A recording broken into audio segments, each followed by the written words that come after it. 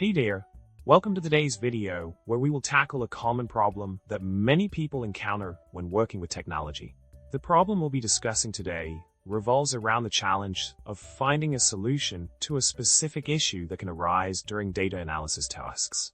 Data analysis is crucial in many fields, from business to science, but can sometimes be tricky to navigate the sea of information effectively.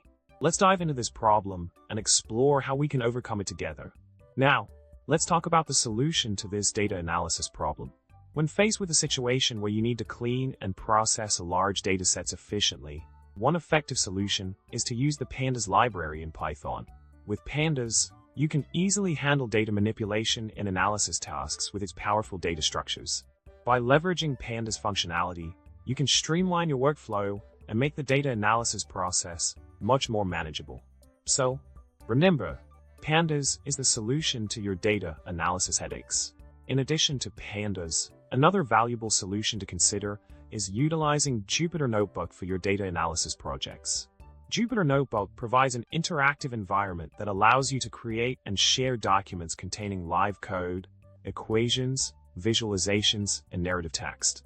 This powerful tool enables you to conduct your data analysis in a more organized and efficient manner, ultimately enhancing your productivity.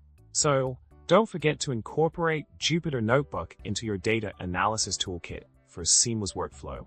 To sum it all up, when it comes to overcoming data analysis challenges, Pandas and Jupyter Notebook are your go-to solutions. By leveraging these tools effectively, you can enhance your data analysis capabilities and work more efficiently with large data sets. I hope you found this video helpful and insightful. Remember to subscribe to the channel, smash that like button, and leave a comment sharing your thoughts or any data analysis tips you have. Thanks for watching, and happy analyzing.